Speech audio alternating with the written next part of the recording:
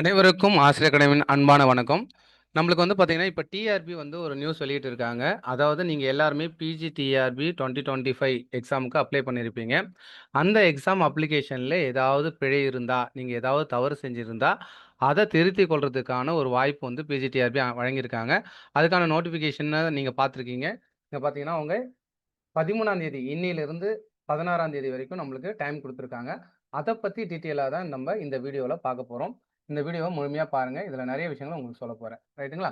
So ஆசிரியர் தேர்வு வாரியம் வந்து பார்த்தீங்கன்னா, முதுகலை ஆசிரியர், உடற்கல்வி இயக்குனர் நிலை, கணினி பயிற்றுனர், கம்ப்யூட்டர் இன்ஸ்ட்ரக்டர் இந்த மாரி எக்ஸாம்க்கெல்லாம் போட்டித் தேர்வு வந்து நடத்தி நம்மளுக்கு வந்து பார்த்தீங்கன்னா 10/7/2025 அவங்க வந்து நோட்டிஃபிகேஷன் வெளியிட்டு நேத்து 12/8/2025 மாலை 5 மணியோட அந்த நோட்டிஃபிகேஷன் வந்து விட்டிருந்தாங்க இல்லையா? அந்த அப்ளிகேஷன் அத குளோஸ் பண்ணிட்டாங்க.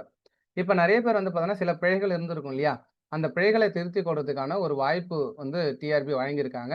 அதாவது நீங்க அப்ளிகேஷன் போட்டவங்க மட்டும் தான் இந்த வீடியோவ நீங்க பார்க்கணும். நீங்க அப்ளிகேஷன் போட்டிருக்கீங்க, அதுல ஏதோ ஒரு தப்பு இருக்கு அப்படின்னா, அத நீங்க போயிட்டு திருத்திக் கொள்ளலாம். அதுக்கான எடிட்டிங் ஆப்ஷன் வந்து அவங்க குடுத்திருக்காங்க. எடிட்டிங் ஆப்ஷன் என்ன டேட்லேருந்து என்ன வரைக்கும் அப்படின்னா, கிட்டத்தட்ட 13/8/2025லேருந்து 16/8/2025 மாலை 5 மணி வரைக்கும் தராங்க. சரிங்களா? இது வந்து பார்த்தீங்கன்னா, நீங்க இந்த டைம்க்குள்ள நீங்க உங்களுடைய அப்ளிகேஷன்ல ஏதாவது ஏன்னா நெறைய பேர் அப்ளை பண்ணும்போது, லைக் உங்களுடைய டேட் ஆஃப் பர்த்த தப்பா குடுத்துருக்கலாம். இல்ல உங்களுடைய மார்க்ஸு, ஆவரேஜு அப்படி இல்ல அப்படின்னா உங்களுடைய அட்ரஸு, இந்த மாரி நெறைய பிழைகள் நீங்க பண்ணியிருக்கலாம். ஸோ அந்த பிழைகள திருத்திக் கொள்றதுக்கான ஒரு வாய்ப்பு தான் அவங்க குடுத்துருக்காங்க. இதுல பார்த்தீங்கன்னா, அவங்க இன்னும் டீட்டெயிலா சொல்லியிருக்காங்க. இந்த நோட்டிஃபிகேஷன ஃபுல்லா பாருங்க. ஸோ எடிட்டிங் ஆப்ஷன் பண்ணும்போது என்னென்ன மாரி நிபந்தனைகளை கடைபிடிக்கணும் அப்படின்னு சொல்லிட்டு அவங்க சொல்லியிருக்காங்க. இணைய வழி விண்ணப்பத்தை சமர்ப்பித்து தேர்வு கட்டணம் செலுத்திய விண்ணப்பதாரர்கள் மட்டுமே தங்களின் விண்ணப்பத்தில் திருத்தம் செய்ய அனுமதிக்கப்படுவர். யாரெல்லாம் அப்ளிகேஷன் போட்டிருக்கீங்க, ஃபீஸ் கட்டியிருக்கீங்களோ அவங்க மட்டும் தான் எடிட்டிங் ஆப்ஷன் பண்ண போறோம். இனிமே புதுசா யாரும் அப்ளை பண்ண முடியாது. புதுசா அப்ளை பண்ணவங்கலாம் எடிட்டிங் ஆப்ஷனும் உங்களுக்கு வராது. ஏன்னா இது வந்து ஆல்ரெடி நேத்தோட முடிஞ்சிச்சு அப்ளை பண்றதுக்கு. அப்படி அப்ளை பண்ணவங்க ஏதாவது தப்பு பண்ணியிருந்தா அவங்க அந்த தவற திருத்திக் கொள்றதுக்கான வாய்ப்பு தான் இப்ப டிஆர்பி வழங்கியிருக்காங்க. விண்ணப்பதாரர்கள் தங்கள் விவரங்களை திருத்தம் செய்து புதுப்பித்தவுடன் கடைசி பக்கத்துல சப்மிட் அப்படின்ற ஒரு பட்டன் இருக்கும். இப்ப நீங்க வந்து ஏதோ ஒரு உங்களோட அட்ரஸ் வந்து சேஞ்ச் பண்ணிட்டீங்க. உங்க டேட் ஆஃப் பர்த்த சேஞ்ச் பண்ணிட்டீங்க. இல்ல உங்களுடைய லைக் வந்து பார்த்தீங்கன்னா, பெர்சன்டேஜ் சேஞ்ச் பண்ணியிருக்கீங்க அப்படின்னா, லாஸ்ட்ல சப்மிட் அப்படின்னு ஒரு ஆப்ஷன் இருக்கும். அத நீங்க கிளிக் பண்ணா மட்டும் தான் அது வந்து அப்டேட் ஆகும். ஏன்னா நீங்க எடிட் பண்ணத அப்டேட் பண்ணணும்னா, நீங்க சப்மிட் குடுத்து தான் பண்ணணும். ஏன்னா சில பேர் வந்து சப்மிட் குடுக்காம விட்டுருவீங்க. எடிட் மட்டும் பண்ணிட்டோம் அவ்வளோதான் அப்படின்னு சொல்லிட்டு. அதே மாரி ஃபைனல் சப்மிட்ன்னு ஒண்ணு இருக்கும். அத குடுத்ததுக்கு அப்புறம் அந்த உறுதி செய்யணும். அப்பதான் வந்து அத வந்து உங்களுடைய அப்ளிகேஷன அவங்க எடிட் பண்ணதா எடுத்துக்குவாங்க. சப்மிட் ஒரு ஆப்ஷன் இருக்கும். அத பார்த்து நீங்க உங்களுடைய விவரத்தெல்லாம் கரெக்ட்டா இருக்கான்னு செக் பண்ணிட்டு, அப்புறம் ஃபைனல் சப்மிட் நீங்க குடுக்கணும். அது குடுத்தா தான் அவங்களுக்கு போய் அது அப்டேட் ஆகும். விண்ணப்பதாரர்கள் மாற்றங்களை செய்து விண்ணப்பத்தை சமர்ப்பித்த பின் வேறு எந்த மாற்றமும் செய்ய இயலாது. ஒன்ஸ் நீங்க எடிட் பண்ணதுக்கு அப்புறம், அதனால கவனமா எடிட் பண்ணுங்க. எடிட் பண்றதுல தப்பு பண்ணக்கூடாது. ஏற்கனவே நம்ம 1, 2 தப்பு பண்ணியிருக்கோம். அத திருத்திக்கிறதுக்காக தான் இப்போ உங்க எடிட்டிங் ஆப்ஷன் குடுக்குறாங்க. அந்த எடிட்டிங் ஆப்ஷன் குடுத்ததுக்கு அப்புறம் நீங்க சப்மிட், ஃபைனல் சப்மிட் குடுத்ததுக்கு அப்புறம் திரும்பவும் எடிட் பண்ண முடியாது. சரிங்களா? அதனால எடிட் பண்ணும்போது கவனமா பண்ணுங்க. எந்த தப்பு இருந்தாலும் தெளிவா பார்த்துட்டு அந்த தப்ப கரெக்ட் பண்ணுங்க. ஸோ இந்த இடத்துல பார்த்தீங்கன்னா, உங்களுக்கு பார்த்தீங்கன்னா, இன்னொரு விஷயம் என்ன சொல்லியிருக்காங்க அப்டின்னா, திருத்தம் மேற்கொள்ளும் விண்ணப்பதாரர்கள் திருத்தம் மேற்கொள்ளும் குறிப்பிட்ட இடத்தில் உரிய திருத்தம் மேற்கொண்ட பின் தொடர்ச்சியாக அடுத்த பகுதியிலும் சரிபார்க்க வேண்டும். ஒரு இடத்துல நீங்க அ கரெக்ஷன் பண்ணினதுக்கு அப்புறம் திரும்ப திரும்ப அடுத்தடுத்த இடத்தையும் நீங்க ஒரு வாட்டி கோ த்ரூ பண்ணுங்க. ஓகேவா? ஸோ திருத்தம் செய்த பின் பிரிண்ட் பிரிவ்யூ பேஜ் சென்று அனைத்தும் சரியாக உள்ள பட்சத்தில் டிக்ளரேஷனில் ஒப்புதல் அளித்த பின்னரே விண்ணப்பம் ஏற்றுக்கொள்ளப்படும். நீங்க எல்லாமே எடிட்லாம் பண்ணிட்டீங்க. பிரிண்ட் பிரிவ்யூ போயிட்டு அத நல்லா பார்த்துட்டு, டிக்ளரேஷன்ல போய் நீங்க டிக்ளரேஷன்ல எல்லாம் கரெக்ட்டா இருக்கு அப்படின்னு நீங்க ஓகே சொன்னதுக்கு அப்புறம் தான் இந்த விண்ணப்பம் ஏற்றுக்கொள்ளப்படும் அப்படின்னு சொல்றாங்க. நீங்க எந்த ஒரு சப்போஸ் சில பேர் வந்து எடிட் ஆப்ஷன் போயிட்டு, நீங்க எந்த எடிட்டும் பண்ணல. அதுக்கப்புறம் நீங்க அப்படியே விட்டுட்டீங்க அப்படின்னாலும் ஒண்ணும் பிரச்சனை இல்ல. ஆல்ரெடி என்ன இருக்கோ அந்த இன்ஃபர்மேஷன் அப்படியே எடுத்துக்குவாங்க. உங்களுடைய மொபைல் நம்பரையோ, இமெயில் ஐடியோ சேஞ்ச் பண்ண முடியாது.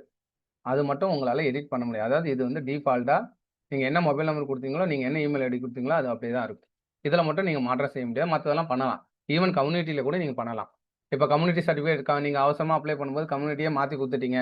இல்ல வந்து மாற்றுத்திறனாளிகள் அவங்களுடைய கோட்டா வந்து குடுத்துட்டீங்க. இல்ல அவங்க கோட்டா இருந்தும் குடுக்காம விட்டுட்டீங்க அப்டின்னா கூட நீங்க பண்ண முடியும். அப்படி பண்ணும்போது கட்டண தொகையில மாற்றங்கள் வரும். ஏன்னா கம்யூனிட்டிக்கு பேஸ் பண்ணி நம்ம ஃபீஸ் பே பண்ணுவோம் இல்லையா?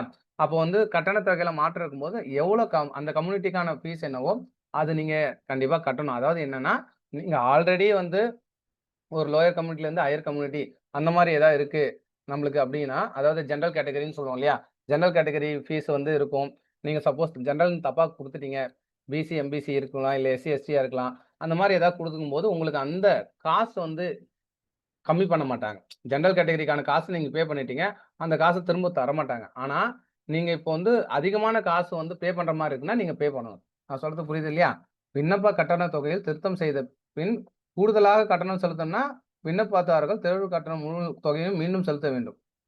அதாவது நீங்க கூடுதலா ஏதாவது கட்டுற மாரி இருந்துச்சுன்னா, கண்டிப்பா கட்டிடணுமா. ஃபுல்லா கட்டிடணுமா. ஆனா, அவங்க ஏதாவது தர மாரி இருந்தா தரமாட்டாங்க அப்படின்னு சொல்லிட்டாங்க பாருங்க.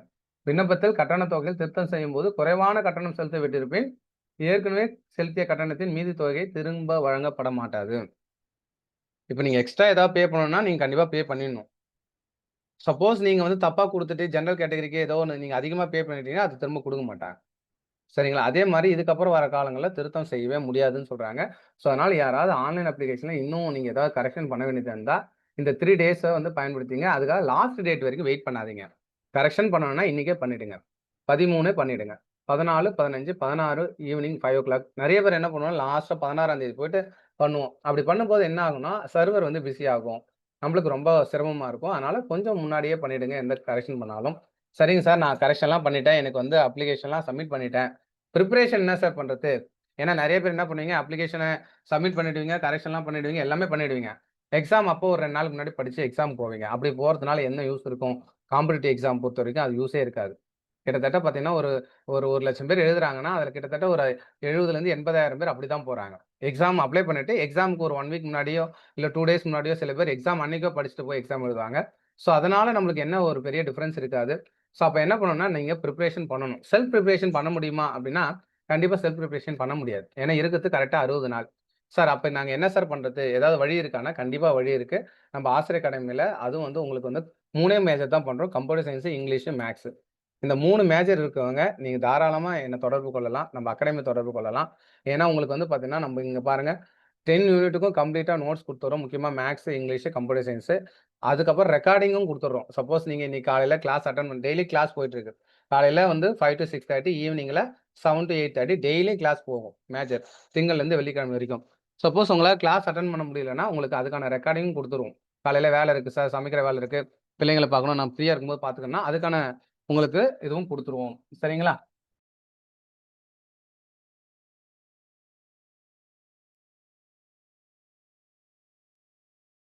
ஸோ உங்களுக்கு ரெக்கார்டிங் கிளாஸ் அவைலபிளா இருக்கு. நீங்க கிளாஸ் வந்து அட்டெண்ட் பண்ண முடியலனாலும், அன்னன்னைக்கு ரெக்கார்ட் பண்ணி அன்னன்னைக்கே உங்களுக்கு குடுத்துருவோம். ஸோ அது மட்டும் இல்லங்க. ரெக்கார்டிங் கிளாஸ் மட்டும் தான் தர்றீங்களா? நோட்ஸ் மட்டுமா தர்றீங்களா? அப்படின்லாம் கிடையாது. கிட்டத்தட்ட 1500 2000 கொஸ்டின் வந்து சால்வ் பண்ணி டெஸ்ட் சீரிஸ் வைக்கிறோம். இது வந்து அ உண்மையிலே நாங்க எடுக்கிற மிகப்பெரிய முயற்சி. ஏன்னா, யாருமே 1500லேருந்து 2000 கொஸ்டின் சால்வ் பண்ணுவாங்களா எனக்கு தெரியாது. கண்டிப்பா நாங்க பண்ண போறோம். 1500லேருந்து 2000 கொஸ்டின் சால்வ் பண்ணி, அத வந்து டெஸ்ட் சீரிஸாவும் கண்டக்ட் பண்ண போறோம். இதுவே அப்போ ஒரு 1500லேருந்து 2000 கொஸ்டின் நீங்க சால்வ் பண்ணிட்டீங்கன்னா, கண்டிப்பா அதுலருந்து உங்க மேஜருக்கு 110லேருந்து 130 மார்க் வரும். ஏன்னா, ம் மேத்ஸ், இங்கிலீஷ்னா 110 மார்க், கம்ப்யூட்டர் சயன்ஸ்னா 130 மார்க். கண்டிப்பா அதுலருந்து உங்களுக்கு கொஸ்டின் வந்தே தீரும்ன்ற அளவுக்கு தான் நம்ம பண்ண போறோம். அது மட்டும் இல்லாம தமிழ் கம்பல்சரி கிளாஸஸ் வந்து நடந்துட்டு இருக்கு. ஏன்னா உங்களுக்கு தெரியும் பார்ட் ஏ வந்து தமிழ். அந்த தமிழ் கம்பல்சரியா பாஸ் பண்ணா மட்டும் தான் உங்களால உங்க மேஜர் பேப்பரையே திருத்துவாங்க. அப்பதான் உங்க மேஜரே வந்து கணக்குல எடுத்துக்குவாங்க. நீங்க தமிழ்ல ஃபெயில் ஆயிட்டீங்க அப்படின்னா, மேஜர எவாலுவேட் பண்ணவே மாட்டாங்க. நீங்க எவ்வளோ கஷ்டப்பட்டு படிச்சாலும், மேஜர நீங்க விழுந்து விழுந்து படிச்சாலும் சரி, தமிழ்ல கண்டிப்பா பாஸ் ஆகணும். ஸோ, அதனால தான் நம்ப அகாடமில தமிழுக்கு ரொம்ப நல்லா ஃபோக்கஸ் பண்ணி, அ டிய அந்த குரூப் 2 எக்ஸாம் குவாலிஃபை ஆன சார் வந்து முத்து சார் அப்படின்னு சொல்லிட்டு உங்களுக்கு தமிழ வந்து எந்த ஒரு மெட்டீரியல் இல்லாம, அப்படியே ஃபுல்லா வந்து இலக்கணம், இலக்கியம் எல்லாமே எக்ஸாம் பாயிண்ட் ஆஃப் வியூல ரொம்ப கிளியரா எடுக்குறாங்க. ஸோ, அந்த கிளாஸ நீங்க அட்டெண்ட் பண்ணி பார்க்கலாம். ஓகேவா? எல்லா கிளாஸுமே நீங்க அட்டெண்ட் பண்ணி பார்க்கலாம். ஸோ, நோட்ஸ் வந்து உங்களுக்கு தந்துருவாங்க. டெஸ்ட் சீரிஸ் தமிழுக்கு உண்டு. அதே மாரி சைக்காலஜி நம்மளுக்கு வந்து டெமோ கிளாஸஸ் வந்து நம்ம யூடியூப் சேனல்லயே இருக்கும். மனோபிரியா மேம் எடுக்குறாங்க. ரொம்ப கிளியரா எடுப்பாங்க. ரொம்ப ஈஸியா உங்களுக்கு சொல்லி தந்துருவாங்க. அதுக்கான கிளாஸஸும் போயிட்டுருக்கு. நோட்ஸ் தந்துருவாங்க. டெஸ்ட் சீரிஸ் தந்துருவாங்க. ஸோ, இதெல்லாம் யார் பண்றா அப்படின்னா, எக்ஸ்பீரியன்ஸ்டு ஃபேக்கல்டி. அதாவது ஒரே ஒரு அகாடமி நம்ப தமிழ்நாட்டிலேயே வந்து ஒன்லி ஃபேக்கல்டியே நாங்க எல்லாம் சேர்ந்து பண்ற ஒரு அகாடமி இதுதான். அதனால தான் நம்ம வந்து ஒரு சர்வீஸா பண்றோம்.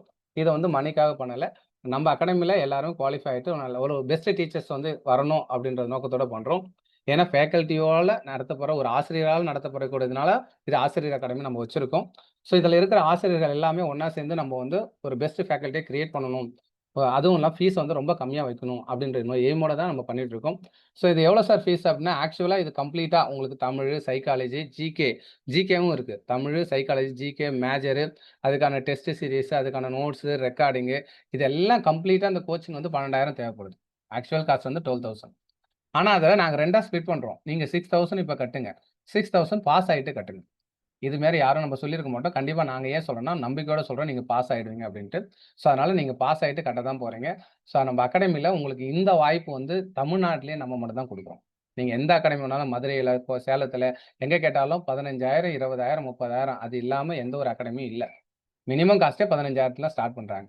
நம்ம ஸ்டார்ட் பண்றது வந்து 12,000 இருந்தாலும், அதுல ரூ. 6,000 மட்டும் தான் உங்ககிட்ட நாங்க கேட்கிறோம். அந்த 6,000க்கு நீங்க யோசிச்சு பாருங்க. உங்களுக்கு குடுக்குற எல்லா மெட்டீரியலும் உங்களுடைய கவர்ன்மென்ட் டீச்சர்ன்ற கனவ நிறைவேத்துற மாரி தான் இருக்கும். அதுக்கு நான் கேரண்டி குடுக்குறேன்.